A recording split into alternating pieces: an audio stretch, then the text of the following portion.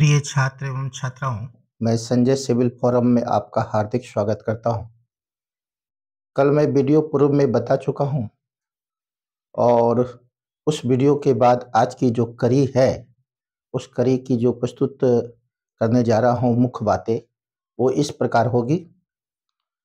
जैसा कि मैं आपको बताया था, भारत छोड़ो आंदोलन, क्विट इंडिया मूवमेंट जो है, जिसे अगस्त क्रांति कहते हैं, उसके बाद जो घटना घटी थी, सी राजगोपालाचारी।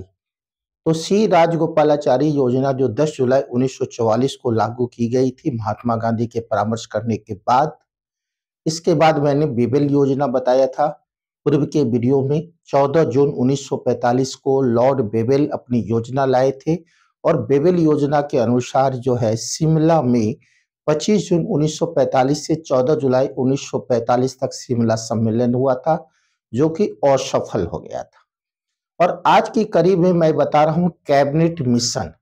ध्यान दीजिएगा, इससे कई एग्जाम में क्वेश्चन आते हैं जो आपको पॉलिटिकल में भी बहुत मदद करेंगे एग्जाम में।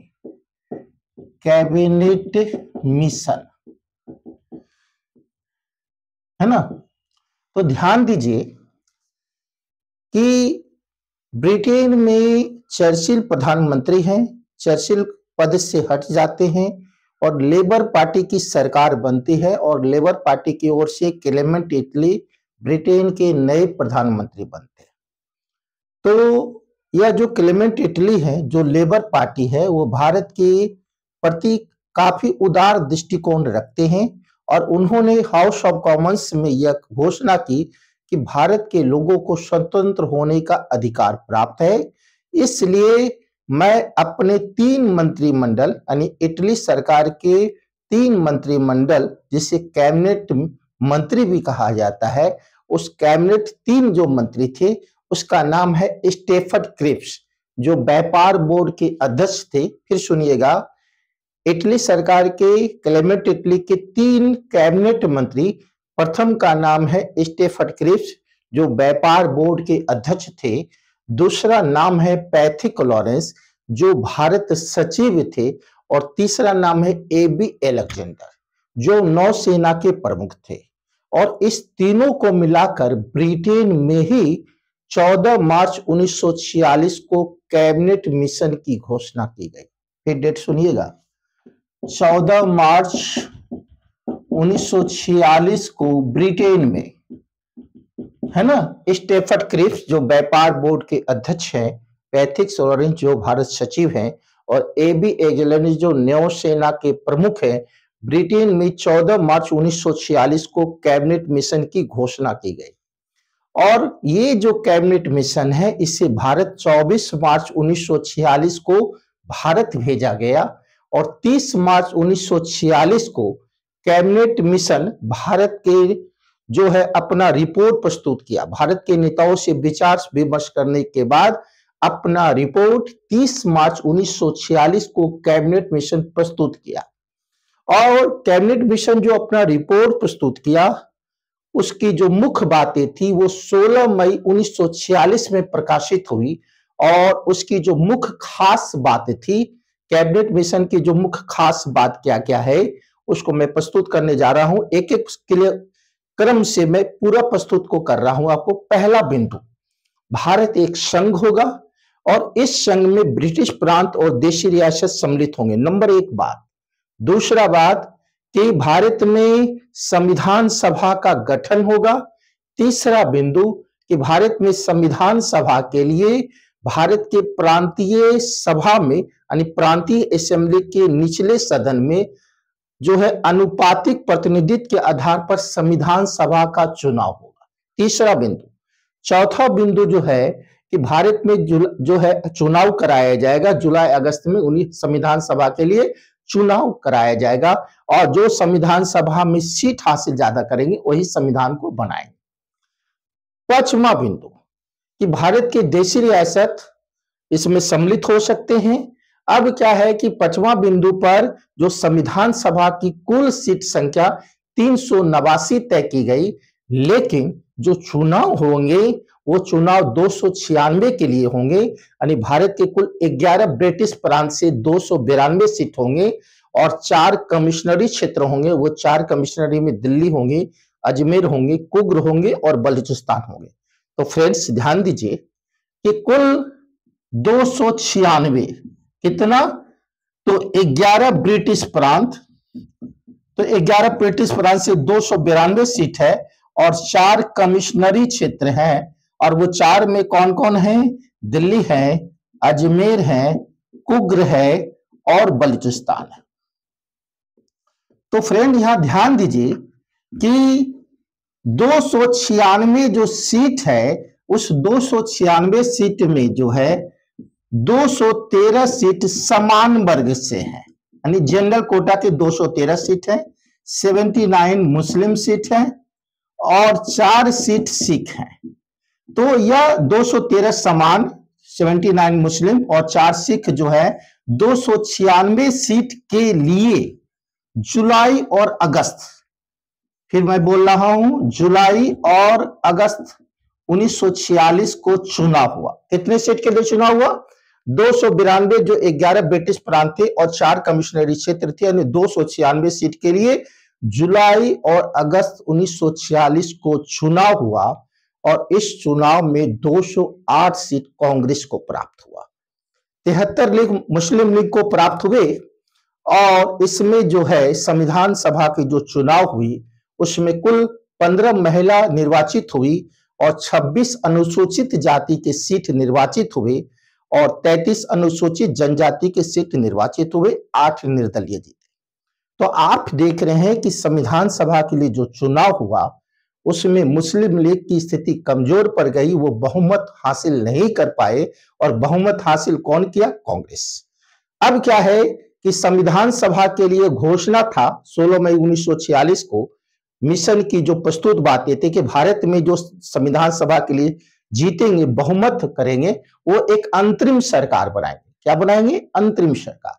तो फ्रेंड्स ध्यान दीजिए, 24 अगस्त 1946 को अंतरिम सरकार बनाने की घोषणा की गई और अंतरिम सरकार के लिए लॉर्ड बेवेल जो गवर्नर जनरल है वो घोषणा किए कि आप कांग्रेस बहुमत लाए हैं और आप ही अंतरिम सरकार गठन कीजिए।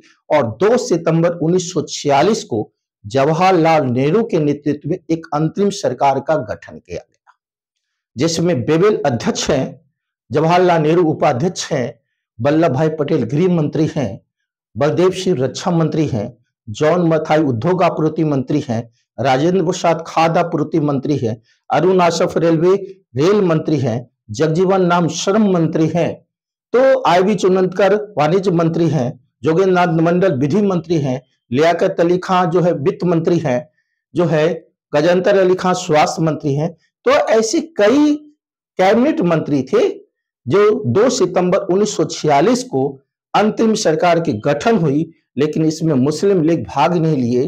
बाद में 26 अक्टूबर 1946 को मुस्लिम लीग भी अंतरिम सरकार में शामिल हो गए। अब फ्रेंड्स ध्यान दीजिए कि संविधान सभा का जब अंतरिम सरकार भी बन गया तो संविधान सभा की पहली कार्रवाई दिल्ली के केंद्रीय कक्ष में, जिसे संसद भवन कहा जाता है, 9 दिसंबर 1946 को प्रातः सुबह सोमवार के दिन कार्रवाई शुरू हुई। और संविधान सभा के जो निर्वाचित सदस्य चुने गए थे उसमें से उन्होंने वो अस्थायी अध्यक्ष जो बिहार के बुजुर्ग सांसद थे जो संविधान सभा के लिए चुने गए थे, उसका नाम है सचिदानंद सिन्हा। तो 9 दिसंबर 1946 को सचिदानंद सिन्हा को संविधान सभा का वो अस्थायी अध्यक्ष बनाया गया, जिसे प्रोटेम स्पीकर कहा जाता है। और इसका मुख्य काम होता है जो सदस्य चुने जाते हैं उसको, जो सदस्य है उसको शपथ दिलाना और उसकी सदस्यता को बरकरार रखना, शपथ दिलाना। तो सचिदानंद सिन्हा चुने गए 9 दिसंबर 1946 को, दिन सोमवार है, केंद्रीय कक्ष में, संसद भवन दिल्ली में।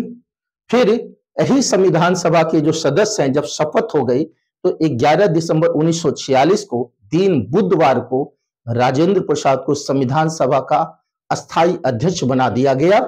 और 13 दिसंबर 1946 को, दिन शुक्रवार को, संविधान सभा में जो प्रेम्बल है, उद्देश्य प्रस्ताव जवाहरलाल नेहरू लाए, we are the people of India sovereign socialist, यानी हम भारत के लोग, भारत को समाजवाद, लोकतंत्र, पंथनिरपेक्ष, गणराज्य जैसे कई शब्द को पंथ जोड़ा गया प्रिम्बल में जवाहरलाल नेहरू के द्वारा, और जवाहरलाल नेहरू के द्वारा जो प्रिम्बल 13 दिसंबर 1946 को दिन शुक्रवार को लाई गई केंद्रीय कक्ष संसद भवन में, तो उसको सर्वसम्मति से 22 जनवरी 1947 को स्वीकृत कर लिया गया।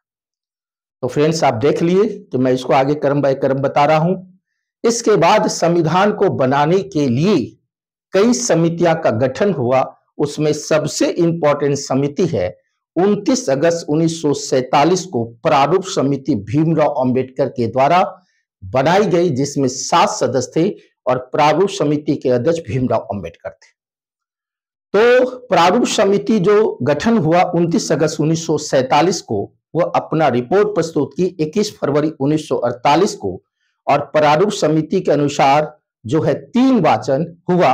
प्रथम वाचन 4 नवंबर से 9 नवंबर 1948 चली, जो सबसे कम अवधि तक वाचन था, और दूसरा वाचन सबसे लंबा था, वो 15 नवंबर 1948 से 17 अक्टूबर 1949 चला, और तीसरा और अंतिम वाचन 14 नवंबर 1949 से 26 नवंबर 1949 चला।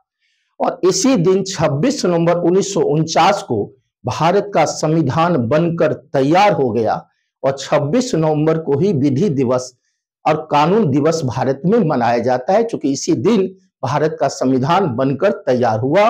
और भारत के संविधान को बनने में कुल 12 अधिवेशन हुए, और उस 12 अधिवेशन में कुल अवधि 165 दिन है, और यह जो प्रारूप था संविधान पर कुल 114 दिन बहस हुई। और संविधान को बनाने में 2 वर्ष से 11 महीना 18 दिन लगा, और संविधान के लिए अंतिम जो बैठक बुलाई गई भारत के इतिहास में, वो 24 जनवरी 1950 को बुलाई गई। वो अंतिम बैठक थी संविधान सभा का, और इसी 24 जनवरी 1950 को 24 जनवरी 1950 को 284 सदस्य संविधान सभा के हस्ताक्षर किए, और 24 जनवरी 1950 को ही भारत के प्रथम राष्ट्रपति राजेंद्र प्रसाद की घोषणा हुई, और 24 जनवरी 1950 को ही भारत का जन गण मन अधिनायक को अपनाया गया, जो भारत का राष्ट्रगान है 24 जनवरी 1950 को अपनाया गया। तो फ्रेंड्स, इसमें मैंने बहुत सारी बात को आपके बीच प्रस्तुत किया हूं, और इसमें बहुत सारे एग्जाम के क्वेश्चन आपके पास आएंगे। इस वीडियो को आप बार बार देखिए, बार बार मेमोरी में लाइए, आप बहुत इसका लाभ लीजिए।